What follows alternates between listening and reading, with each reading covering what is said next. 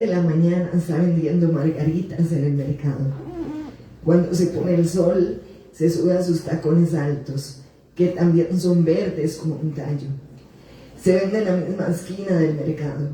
Su nombre lo conserva intacto. Hola, te saluda Laura Zúñiga Hernández desde Costa Rica. Y hoy en este segundo encuentro de microficción centroamericana tenemos a la autora de esa microficción que les presenté. El libro se llama Árbol de Papel y la autora se llama Nidia Marina González, que la tenemos acá, que viene de otra provincia de Costa Rica a presentarse en este cuarto día, ya el cuarto día del encuentro. Y ella misma es la que se va a presentar y nos va a compartir el tema de fondo que tenemos para hoy. Bueno, gracias. Y gracias a Laura y gracias a este encuentro donde empiezo a estrenar una parte de mi producción literaria que no es la poesía, ¿verdad? Yo soy poeta. Si me presento, bueno, voy a hacer una breve reseña. Soy profesora de la Universidad de Costa Rica del área de artes, que es mi expertise, ¿verdad? La pintura. Y escribo desde que soy muy pequeña. Publiqué mi primer libro en 1985, tenía 21 años, bajo una beca taller del Ministerio de Cultura. Luego pasaron 28 años para que volviera a publicar. En el 2013 en EUNED con un libro que se llama Brújula Extendida y fue por concurso anual, que es como suele publicar EUNED. Con ellos tengo 3 títulos a la fecha. Tengo un título más con la UCR, otro con Grupo Editores y 2 con New York Poetry Press. Así que mi único libro de narrativa es este Árbol de Papel. Entonces, soy ramonense, pero este país es muy pequeño. Lo que pasa es que las carreteras lo hacen infinito, parece que vive uno en Macondo. Entonces venir hasta acá pues a veces es complejo. Preparé aquí algunas notas se llama la poesía como puerta de entrada a la minificción o a la microficción, ¿verdad? Que para hacer algunas reflexiones al respecto de qué significa entrar a la narrativa por esta puerta. Dentro del compromiso con la literatura, y la constancia y la disciplina son mis compañeras cotidianas, y desde aquí es como llego a la literatura, después de un camino de flirteos con el ejercicio literario, que eso es cotidiano, ¿verdad? Yo creo que la literatura se construye a través del trabajo, de muchísimo trabajo, porque como cualquier disciplina artística debe construirse desde ahí. Sin embargo, bueno, debo advertir que soy una aprendiz, especialmente en la narrativa y en este caso con la microficción. Puedo decir que más de 40 años caminando con la poesía, ¿verdad? Desde el 85. Y después de 8 libros de poesía, yo creo que son mi columna vertebral creativa. Mi ejercicio en la pintura ha sido largamente superado por la literatura, porque como pintora tuve un tiempo muy activo. Por cierto, aquí expuse también en los 90s, pero ya últimamente he estado más dentro de la literatura que de la pintura. En algún momento lo retomo. Hace algunos años empecé como a tener la necesidad de decir cosas que la poesía no me permitían decir. Entonces fue cuando empecé a ensayar, ¿verdad? Tengo muchas historias aún, ya muchas están aquí, por suerte, que provenían de historias de mis abuelos, de mis abuelas, de gente conocida en la calle, incluso de mi propia niñez, que yo quería ficcionar y abordarlas de alguna manera en la piel del papel, que también habla, ¿verdad? Y empecé a hacer ensayos, y una vez le enseñé a Rafa Guerra mi primer intento de narrativa, y me dice: Rafa, no, seguís escribiendo poesía.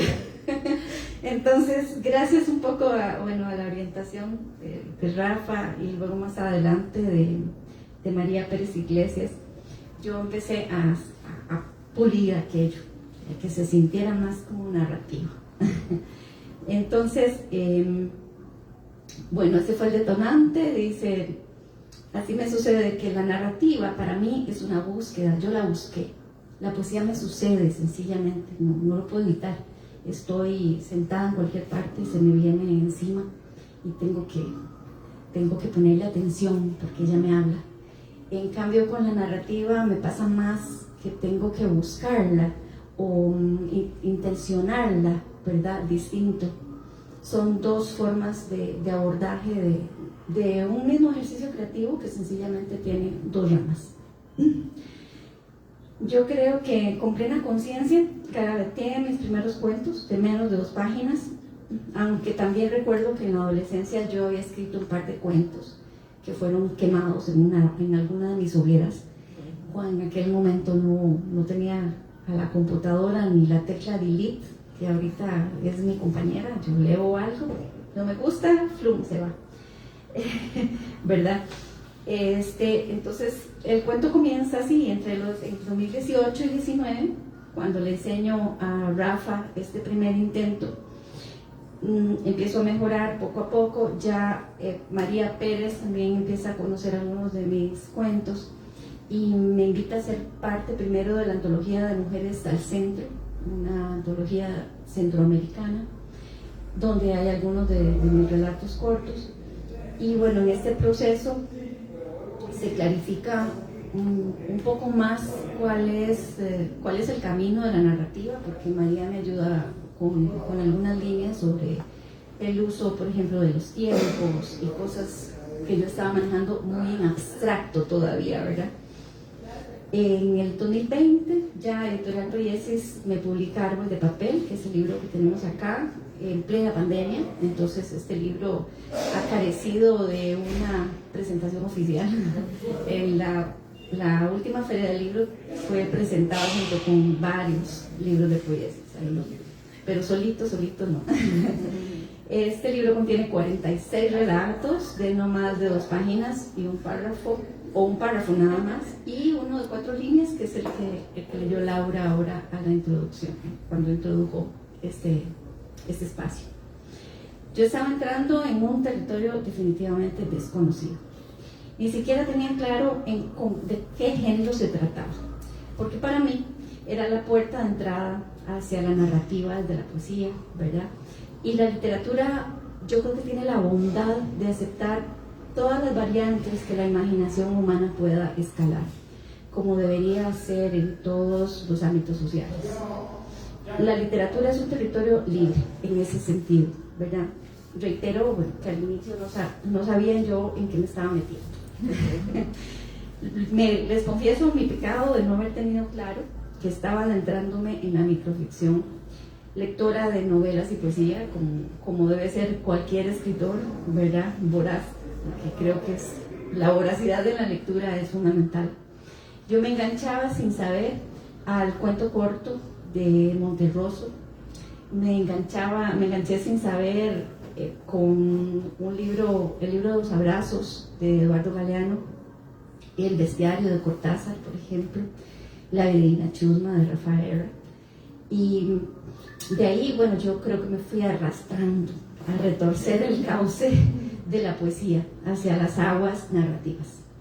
Yo no sé si lo he logrado hasta ahora, creo que a veces sí, a veces no, en el ejercicio cotidiano, porque de verdad a veces escribo algo y yo digo, no, esto es todavía muy confuso para hacer narrativa, entonces ¿verdad? Lo selecciono y ¡pin! Se va. Yo tengo la teoría de que es saludable botar cosas, que es parte de nuestra autocriticidad, y creo que este ejercicio también debe ser un ejercicio de autoconfianza, porque si yo me atrevo, si las ideas nacen de mí misma, entonces al fin y al cabo esa idea va a llegar a mí misma de nuevo, tal vez enriquecida por otros caminos, pero va a llegar de nuevo. Entonces con ese espíritu Yo creo que soy fiel a la ley de Antoni Laurent Lavoisier, que dice: la materia no se crea ni se destruye, solo se transforma. En ese sentido, se puede decir que confío en mi ordenador interior y sus sinapsis, en la capacidad de reaparecer a pesar de no haberlo puesto en el papel, y hasta en la capacidad de bajar información de la nube inmaterial. Esto va a sonar curioso, pero se los voy a explicar. De donde se van transformando las memorias y las desmemorias humanas. El otro día hablaba también con María respecto a esto, de que a veces lo que escribimos sale de alguna parte, como dictado. Incluso a veces uno lo pide. Es como si hubiera un gran cerebro ahí arriba. Y les voy a confesar que eso me pasó con el libro que ganó el premio Marta Eugenia Santamaría Marín, Anamnesis. Este libro yo lo bajé de la nube, no sé cuál nube, pero yo de verdad tenía esta idea tan inminente, tan necesaria, y me dije: esto está en alguna parte, por favor, download, ¿verdad? Por favor, bájenmelo para poder escribirlo y ponerlo en papel. Y así sucedió, y ese libro, con la gran sorpresa de que ganó este premio el año pasado. Monterroso dice que después de 45 páginas es peligroso perderse, y aboga por la síntesis. Yo creo lo mismo que él, ¿verdad? Porque yo tengo un plan para escribir una novela, pero es solo un plan. Todavía me da pánico perderme entre tantas páginas y naufragar. Y tal vez algún día de sosiego, más adelante, lo logro y se me pase el vértigo, ¿verdad? Mientras tanto, he dado otros pasos en el microrrelato y creo que me siento muy cómoda con él, ¿verdad? Tendré que abordarlo con más seriedad en el devenir del tiempo, si es que el tiempo me lo permite. Árbol de papel y otros textos sueltos están entre mis apuntes en la antología centroamericana, como les decía, Mujeres al Centro. Algunos otros se van dispersando y ya, por ejemplo, otra vez María me pidió otros textos para una nueva antología de mujeres centroamericanas, y bueno, ahora Laura me invita a este evento. Entonces yo creo que empiezan a alzar vuelo los microrrelatos. Encuentro yo hilos que unen el ejercicio de la microficción con algunas cosas que se tejen en la poesía. Las herramientas de la poesía pueden ser coloquiales, ficcionales, y son definitivamente metafóricas. Se puede caer en el abuso de la metáfora, cosa que a mí no me gusta mucho. Se puede posar uno en el medio, que es lo que trato de hacer con mi poesía, y ser más coloquial, o decantarse por una construcción del lenguaje que haga que el texto completo sea una metáfora en sí misma, que también es un recurso muy, muy rico. La poesía se da el lujo de contar cosas sin caer en la narrativa, o escalar sus crestas sin caerse apenas, como en algunos textos del poeta Ernesto Cardenal. Los géneros también se cruzan en las artes visuales, y desde ahí yo lo entiendo. Siempre ustedes me verán explicarme desde las artes visuales, porque ese es mi campo, inevitablemente. Por ejemplo, yo a mis alumnos de dibujo les explico que hay un límite para donde uno pasa del dibujo a la pintura. Es un límite muy delgado. Cuando hacen proyectos de dibujo, muchas veces yo les digo: no, ya te estás pasando a la pintura, o todavía estás en el dibujo, ¿verdad? Realmente la única simple frase que hace esta diferencia es esto: la forma de aplicar la cualidad del color a las cosas, nada más, ¿verdad? Si yo lo que estoy es aplicando el color como cualidad, pinto los labios rojos, la piel de color piel, el pelo color pelo, estoy pasándome a lo pictórico. Si yo me quedo en el énfasis de la línea, el tono, puedo usar color también, pero se utiliza como un recurso meramente, como les digo, como para establecer puntos focales, establecer líneas de lectura dentro del cuadro, ¿verdad? Y lo mismo pasa un poco entonces entre la narrativa y la poesía, o por lo menos yo siento que hay una gran semejanza, y se lo voy a explicar un poquito. Yo creo que la brújula es la intención. Si tengo la intención de ser narrativa, entonces es muchísimo más fácil llegar a ella. La intención genera un camino y nos libra de lo que no podemos nombrar. O sea que a través de darle nombre a un artefacto artístico o literario definimos su camino y por lo tanto su existencia. Como dijo George Steiner, lo que no se nombra no existe. Hay recursos o trazos que suceden tanto en la poesía como en la narrativa. La brevedad de la microficción permite prescindir de largas explicaciones y permite que el lector complete, interprete y llegue también a los matices de la sugerencia, que en la poesía es un recurso muy importante. La imagen, en el sentido polisémico que apela al metalenguaje o a una semiótica que se transparenta en el uso metafórico, lo que impulsa la sangre del corazón de la poesía, o al menos así lo he entendido ahora a través del tiempo, es muy importante en el corazón de la narrativa también.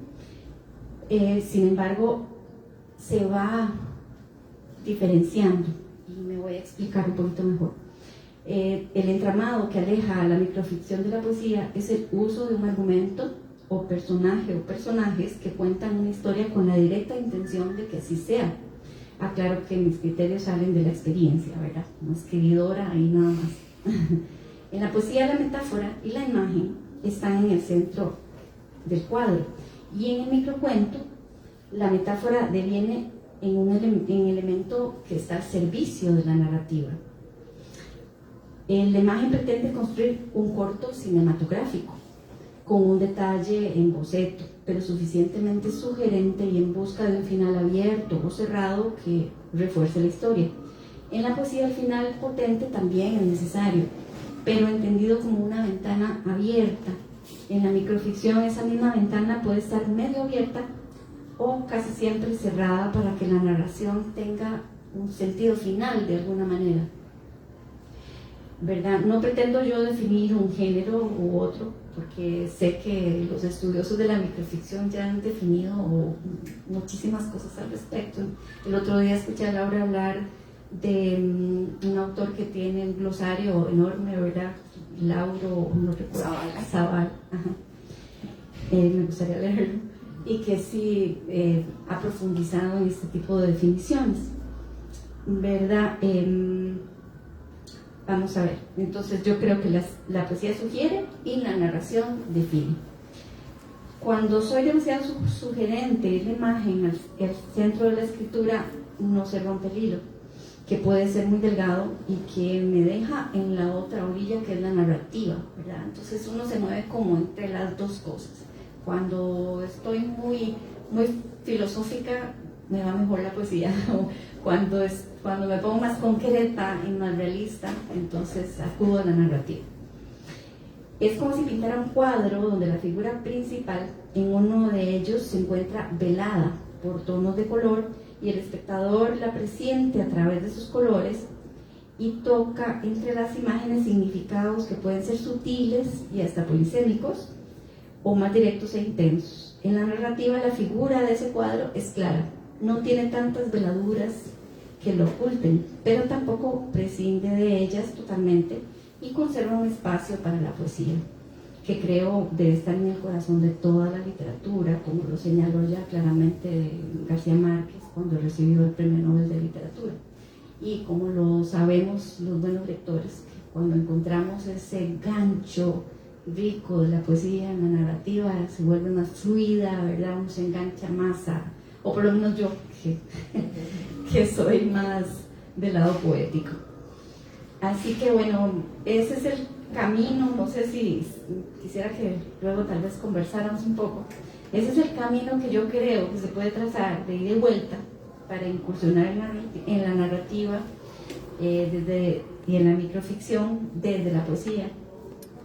Es un género complejo, yo creo que ambos géneros son complejos, que se deben tomar muy en serio, porque la síntesis no es sencilla de lograr, o nos vamos por tejer mucho el hilo de las cosas y entonces ya entramos en un terreno más del cuento largo o de la novela, o nos vamos a la parte sintética que también tiene una gran profundidad.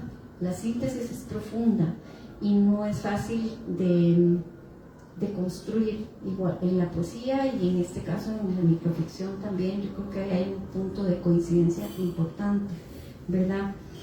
La construcción de finales potentes que dejen un hilo para que el lector se enganche al tejido literario me parece que es un elemento de mayor peso en la poesía y debe tener mayor potencia. En la minificción esto no es fácil de lograr junto con la brevedad narrativa, y los finales pueden ser tanto sugerentes como escatológicos, siempre y cuando dejen algo para pensar al lector. Termino señalando este dato que cito de Oliva Sebart. Dice: dentro de los pocos estudios sobre minificción se suele considerar a Rubén Darío, Vicente Huidobro y José Antonio Ramos Sucre como los precursores directos del género.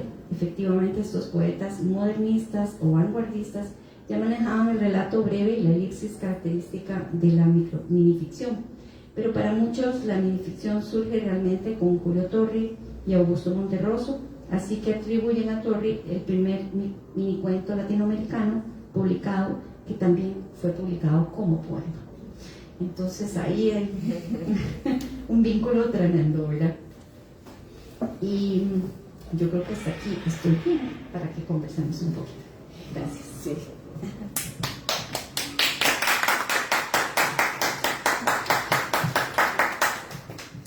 Yo estoy fascinada con toda esa explicación, porque ayer estábamos hablando de otro autor que llegó y dijo: yo lo que escribo son poematos. Entonces decía, bueno, esa es la combinación entre poesía y microficción. Pero él hacía como el énfasis de que lo que él escribe es poesía, pero narrativa. Y explicaba bien, bueno, cuál era la diferencia que él veía en esto. Pero aquí es muy interesante porque Nidia, partiendo de su experiencia como poeta, entonces nos dice: no, esa parte no se puede quitar. Y qué difícil, a veces caemos siempre, yo creo que lo decía ayer, hay poetas que se convierten en microficcionistas y viceversa. Y ahí, por ejemplo, está Torri. Sí, que bueno, que en ese momento tal vez no se concebía el concepto como tal de microficción, pero era un poema para ellos en aquel momento. Sí. Pero es muy interesante. Yo creo que lo de Nidia, lo que tiene de vital, y siento que es muy parecido a lo de Carlos Salazar Herrera, es pensar en esas imágenes, que él tenía eso como muy pictórico. Entonces hacía su narrativa y uno se va imaginando tanto como una pintura, como un dibujo, que ya hizo la diferencia también.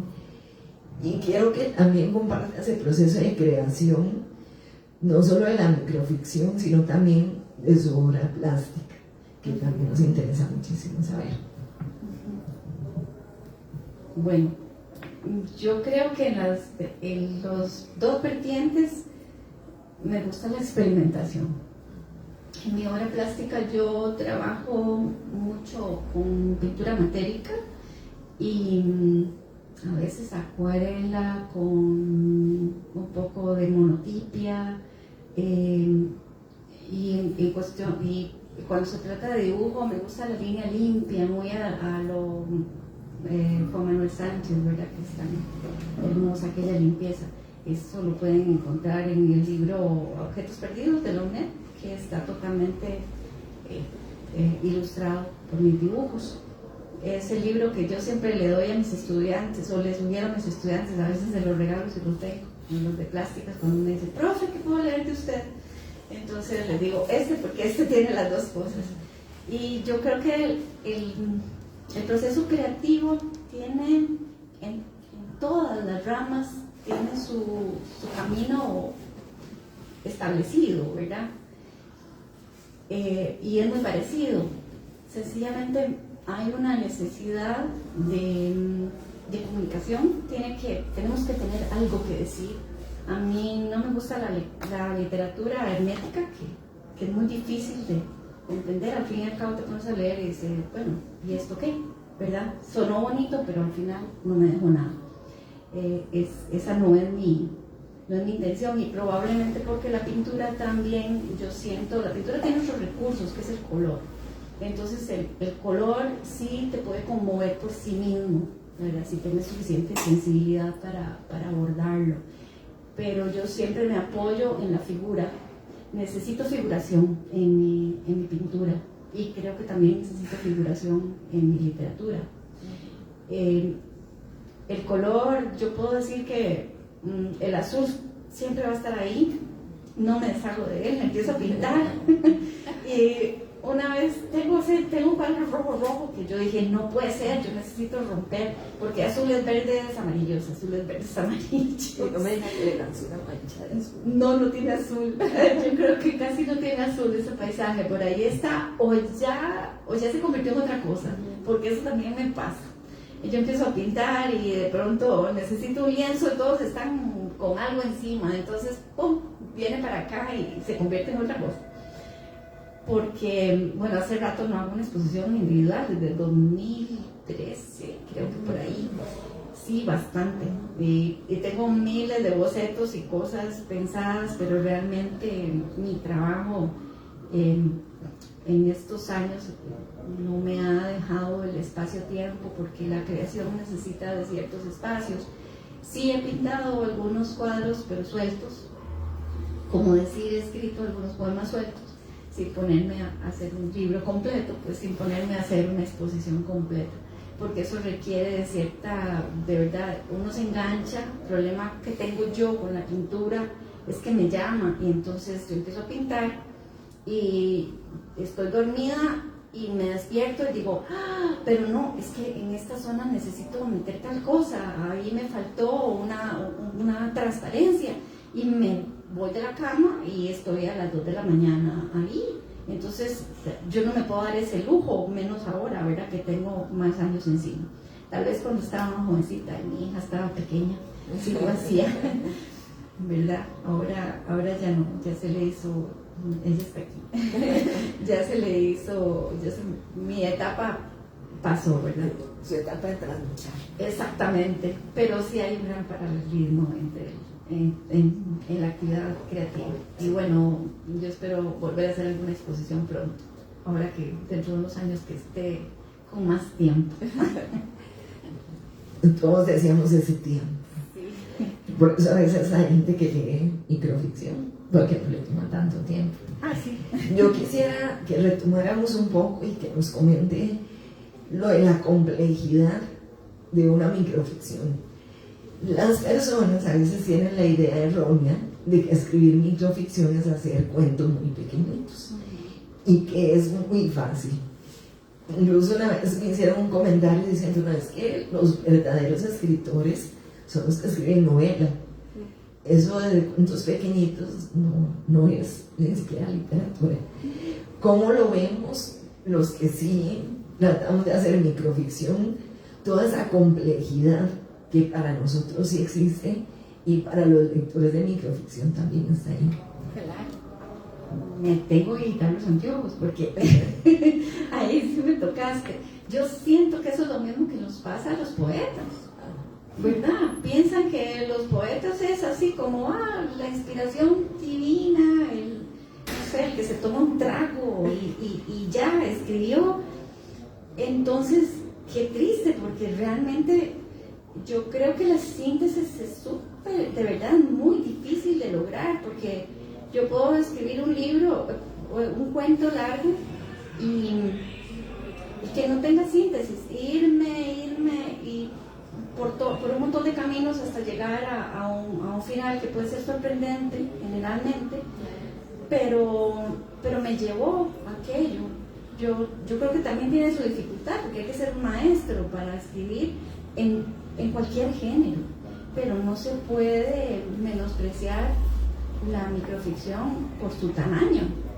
Igual que no se puede menospreciar la poesía porque la llenamos de prejuicios bucólicos.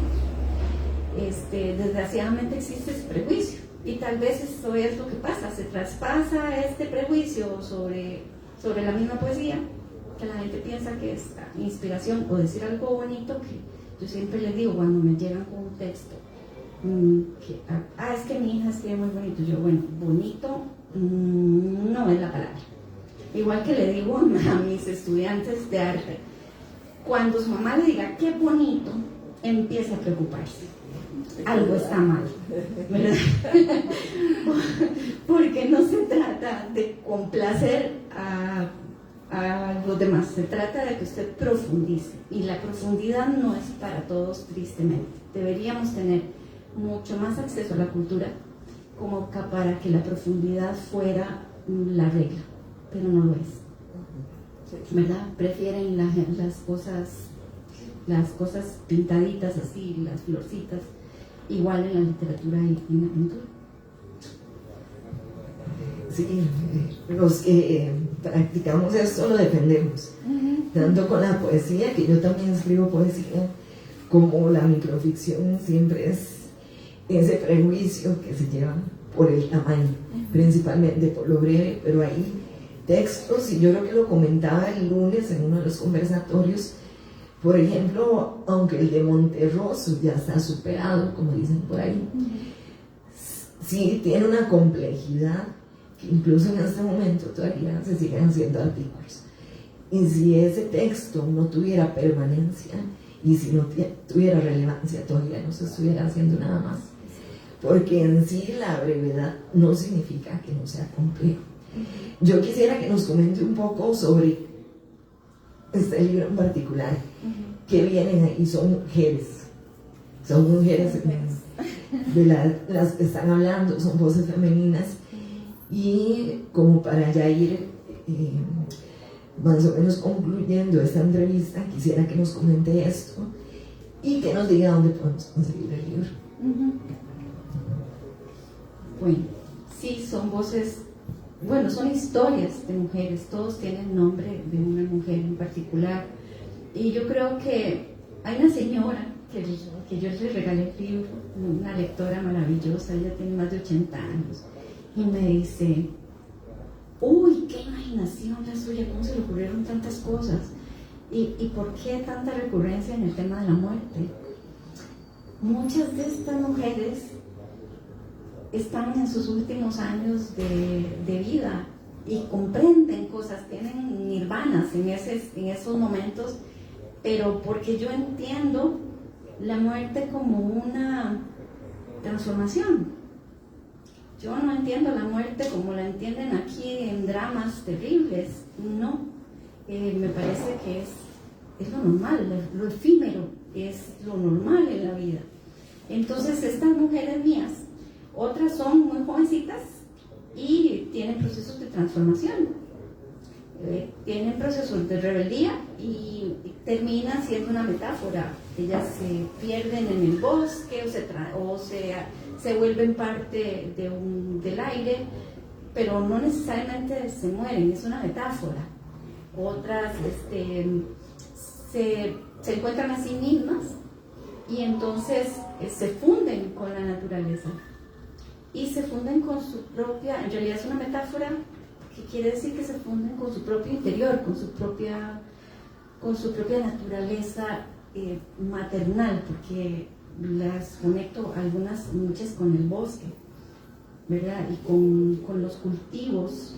Es una forma de metaforizar la vida, entonces, y la muerte, como sí. No sé, ¿quieres que leo algo? Sí, lo voy a abrir donde sea. Sí. Este es muy pequeñito. Sí. Se llama Elizabeth. Todos tienen nombres de mujeres. Las guayabas no tienen la culpa. La cosecha viene con una carga propia de memorias. Elizabeth traduce cuidadosamente cada una, las enfrasca para regalar. El aroma se encarga de todo lo demás. Es muy poético, ¿verdad? Sí, no hay nada que hacer en este sentido. Hay otros que son menos. Había uno que le gustaba mucho a la gente, pero no sé qué se hizo. ¿Le leo cualquiera?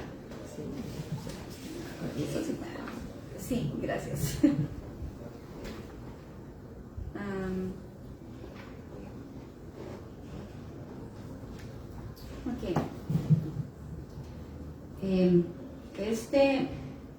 Este también tiene un personaje que me dio la idea. Y ella se llama Fiorella también, como el personaje de este cuento. Fiorella es una pirata feroz. Cuando lanza su mirada sobre la tripulación, todos se quedan en completo silencio.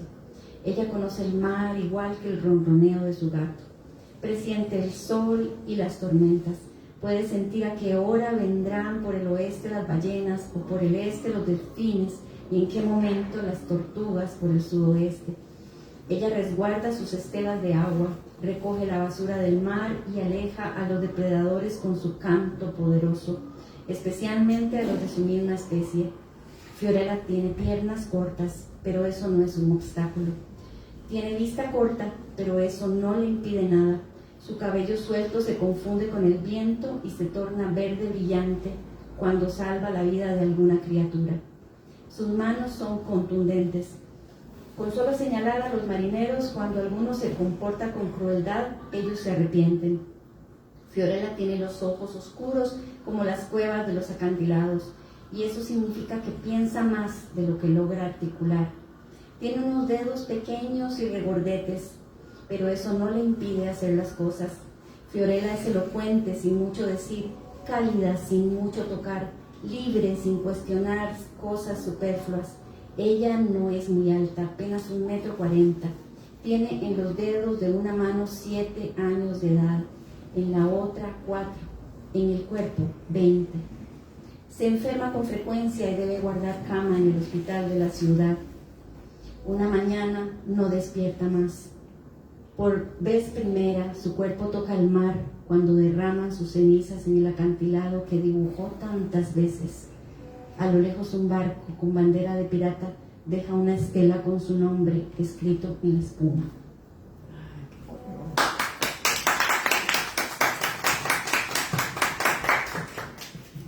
No voy a decir qué lindo, qué bonito. Ya sabemos que ese adjetivo no lo vamos a usar aquí.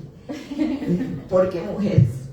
Yo quisiera que me conteste eso. ¿Por qué mujeres? ¿Qué mujeres? Bueno, mujeres porque mi abuela, de la que llevo mi nombre, Marina, era una persona maravillosa que tenía construía historias con su vida todos los días. Y para mí era un personaje, mi abuela hacía unas cosas interesantísimas. Entonces yo decía, yo necesito escribir las cosas que ha hecho abuelita, ¿verdad?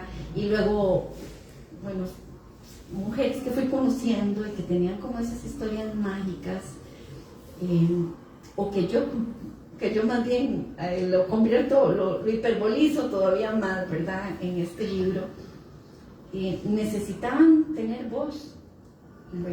Muchas veces uno conoce gente en el campo que es maravillosa, que tiene una sabiduría natural y te cuentan unas historias que parecen de verdad realismo mágico. Uno dice, pucha, ¿cómo pasa esto, verdad? ¿Y cómo voy a dejar yo que esto se me escape? Como dice un escritor por ahí, no recuerdo quién fue, todo lo que ustedes digan puede ser usado en mis textos, así que cuidado. Y yo a veces les digo a mis amigos cuando me cuentan algo, todo lo que ustedes digan puede ser usado en mis cuentos, así que... Y de verdad estuve persiguiendo después cosas, porque yo necesitaba terminar el libro y le decía a mis compañeros de trabajo, cuéntenme cosas de sus abuelas, algo que sea interesante. Y ahí fui recogiendo algunas cosas lo que me timbraba, ¿verdad? Y lo que fue pasando este filtro. Entonces, ¿por qué mujeres? Yo creo que porque las mujeres a veces no tienen la voz suficientemente alta y necesitamos visibilizarnos. El libro lo vende Poiesis. Yo tengo unos en mi casa, pero es que para mí es dificilísimo hacer de librera, ¿verdad? Esto lo voy a dejar aquí, eso es lo que cabe. En serio, para que ustedes lo tengan. Y la editorial Poiesis lo distribuye. Gracias. Muy bien, y ahí les queda la sugerencia de dónde lo pueden conseguir. El editorial Poiesis si es una editorial costarricense. Y muchísimas gracias a Nidia. Yo creo que este espacio, insisto, hace falta, no solo para las mujeres, sino para todas aquellas voces que necesitan ser escuchadas. Y este libro, ya Nidia lo dijo, por aquí se lo vamos a compartir a los presentes para que lo tengan, y seguimos con este encuentro. Ahora a las 5 vamos a tener al siguiente autor, y a las 6, hora Costa Rica, micrófono abierto. Entonces, para seguir compartiendo en esa fiesta de la microficción. Muchas gracias, Nidia, y al Centro Cultural de España por cedernos el espacio. Buenas tardes.